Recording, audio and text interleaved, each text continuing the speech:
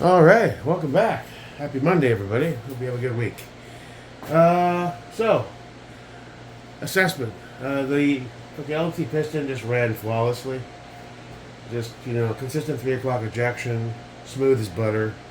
Love this gun. I'm really more and more impressed with it each time I shoot it now. Our sexy barrel is getting dirtier and dirtier, and that's just awesome. So that's why I see how over time that's going to be so carbonized. So that's why when the other barrel, he's like, I'm going to have to blast it and redo a part of it, which the barrel should be here within the next couple hours, I believe, for the EWS.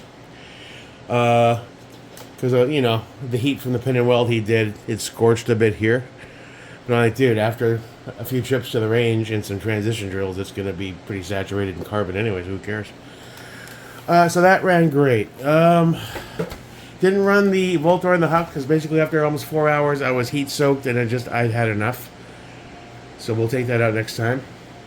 The Geisley 6 Arc ran okay, except I had to manually rack each round. So from the people I've discussed it with, the consensus appears to be it's the buffer weight. I think it's running a standard H2. So I'm not sure if I need to try an H1 or an H3. So we'll have to figure that out. But it ran great. And of course, the 300 Black Bolty Boy was just tons of fun. It's not practical, no. It was just fun to rack it and shoot it. Now, the only side effect is after I ran the can on the piston and then popped it onto this, I realized that I don't think I had enough torque and I didn't use any hot and lock like an idiot.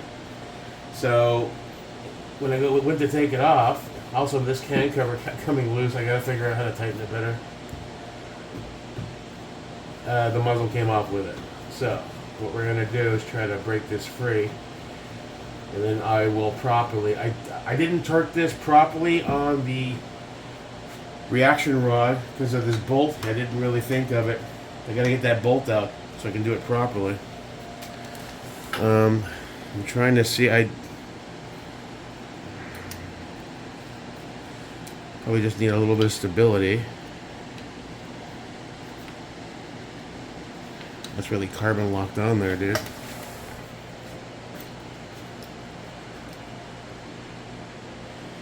That's really on there.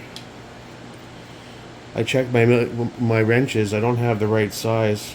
I gotta get some more millimeters. Oh, man, that is on there. Alright, I stuck it in the vise, used a tiny bit of heat. And we're good. I just need to get this on there properly. And torqued. Everything's fine. Good to go. Okay. Alright, so we need to get you properly torqued. Another mistake I made. Okay.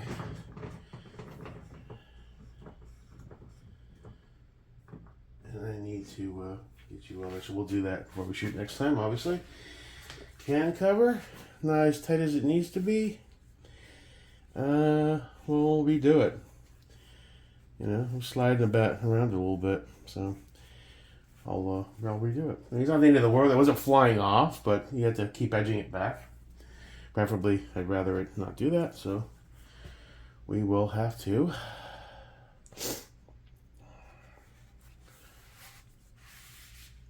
tighten you up a little bit, but there we go. Okay, so overall, this ran great.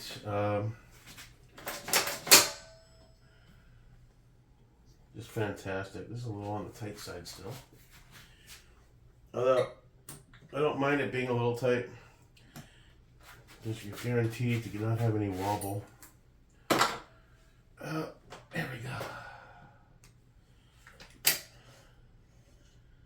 Yeah, cool. You're good, bud. Running great. Couldn't be happier with this guy. Turned out awesome.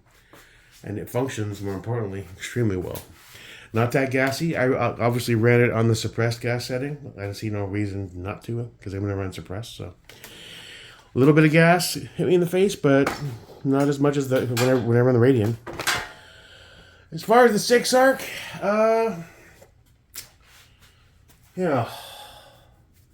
we need to check out the buffer. I'm pretty sure everything I've bought since I started are H2s. I'll double check that one to make sure. And I'll do some research. Maybe Scott can lend me an H3 and an H1, and we can go to the club and just give it a shot and see if that's it. It just, I mean, I don't think it's the bolt, because it was extracting. It was picking up the rounds when I manually racked it, and it was extracting the casing. So it's got to be the buffer, right? Anyway, shot great. You know, I didn't do anything for accuracy, but at that point I was so heat soaked, and I was like almost 4 hours in. It was time to throw in the towel. Yeah. All right, so soon that barrel will be here, and we can move forward with the EWS and get that assembled. I still need an A5H2, but I did pull one out of my Noveski BCM for the time being. Some odd. That's a Volter A52. I don't know what causes this around the center. So we'll have to look into that. But and I'll order another one. But for now we can make it functional. Okay, it's hot as shit.